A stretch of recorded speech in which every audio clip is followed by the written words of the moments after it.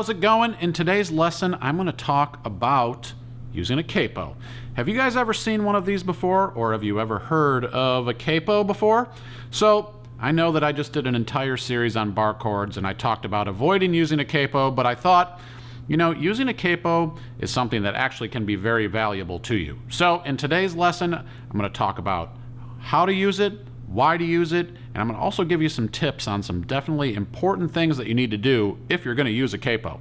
So get tuned up and let's talk about capos. Now, I don't actually own a ukulele capo or ukulele capo, so I'm going to show you a couple of guitar capos that I have. Now, you might have a guitar capo laying around, or you might have somebody that, you know, has a capo. The thing about a guitar capo is it might not work on a uke because the neck is a little bit smaller than a guitar.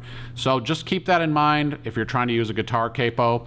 This one works because I'm using a tenor ukulele, so it's a bigger neck, so I'm able to actually clamp onto the neck with this capo, whereas if you have a soprano or maybe a smaller uke, it might not work. So just a little bit of advice going into it here. You might want to just get a uke capo, not a guitar capo. There's a few different types of capos that you might encounter.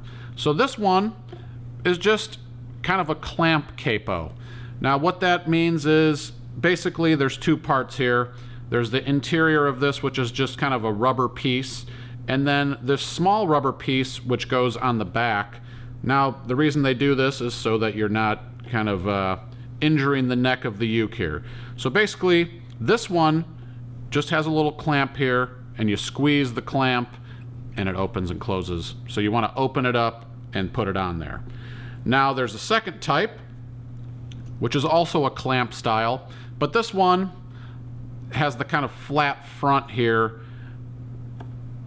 It doesn't actually, it's just a little bit different than this. Basically achieves the exact same thing. So you might see a couple different styles of capos here, but they're actually doing the same thing.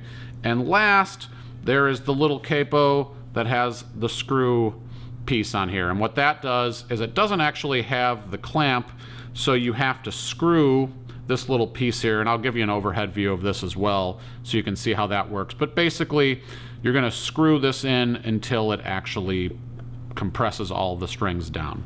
Now that is going to lead me to capo position. So I'm going to use this clamp capo here. So we're going to take the capo and we're going to place it on the second fret. Now when we do that, we want to put I leave about a centimeter between the fret and the edge of the capo. So that's something important to note. You don't want the capo to be on top of the fret, and you don't want the capo to be too far back away from the fret. You want it close to the fret, but also you want to make sure that you have enough room for your fingers to slide in for these chords. So that is the first part of this whole equation, is capo placement. So you'll notice the difference here. With the capo off, I have my standard G, C, E, A. When I put the capo on here on the second fret, now I have A, D, F sharp, B. Now how does that work? Well, that leads me to number 2, which is tune your uke again after you put the capo on.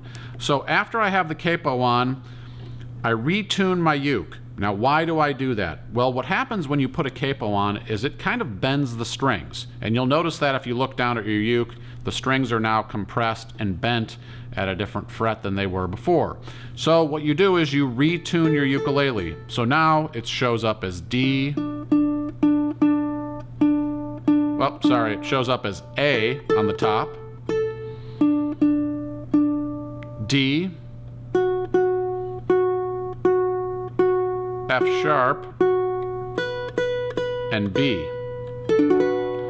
So now it's back in tune with the capo on. Now that's really important. You'll notice that if you start trying to play a song and the capo's on, you might find it to be a little slightly out of tune, and that can kind of clash with anything that you're trying to play along with. So that's really important. Make sure you retune. I learned that the hard way a few years back, and it's really helped me since. Well, you've retuned now. You've got the capo in good position. Now I ask, why would we even use a capo? What does it do? What does it achieve? Well, let me show you. So for instance here, let's say I'm playing a C chord. Now I have no capo on.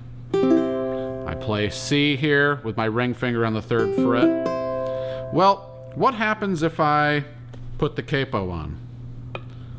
What does that same shape do? So what I do is, essentially the capo now has taken place of what this is, which is called the nut, and that's the end of the uke. So now instead of this being the end of the uke, this is the end of the uke. So the C chord, we still go up 3 frets, but we go up 3 frets from the capo. So we go 1, 2, 3. We play that same shape. Now, it's still the C shape, but it is no longer the C chord. Can you tell me what that chord would be now? Well, I'll just tell you. The chord is now a D chord. Because we've moved up 2 frets, we've moved up a full step. So we went from C to C sharp, now to D. So everything that I play, every shape that I play will be a full step up. Now, if that's confusing to you, I have a PDF where I will put all of the kind of transpositions to this. So I'll show you what happens when you put a capo on the 2nd fret to all of the chords that you normally would play. So check that out. It's on the All for Uke website. But the C chord has now become a D chord. My G shape, which is right here, is no longer G, it is now A, because I've went G, G sharp, A. I move the capo up from the 1st fret to the 2nd fret, and now the G chord is an A chord. So now, let's say you've encountered a song that has the D chord and the A chord in it. You could take and play your C shape, which is now D, and your G shape, which is now A. And more importantly, why you would use this is because you're trying to avoid playing bar chords. This essentially is your index finger now. So if you were playing bar chords with your index finger, the capo takes place of that. So any of these weird contorted shapes that you want to avoid playing, which I'm not suggesting you do, you can now play with a capo. So essentially, if I have the capo on, I was trying to play B minor, I would just play my A minor shape. So I don't need to put my index finger on top of the capo here, but I'm just demonstrating that. So I would just play my normal A minor shape, but because I'm capoed up a whole step, or 2 frets, I'm now playing B minor. So any of the bar chords that we've learned, you can capo at that same position where you would have your index finger barring, and you're achieving the same thing. So that is why you would want to use a capo. Now, I will say why you wouldn't want to use a capo is because you want to work on bar chords and you really want to be better at them and you don't want to carry a capo around with you all the time. And also, as you get higher on the uke, let's say you're getting crazy and trying to capo up to like the 7th fret, you really start running out of room to play your chords. And the uke starts sounding a little bit too high when you get way up here. Now, it could be cool. You know, I'll play it here on the 7th fret just for an example.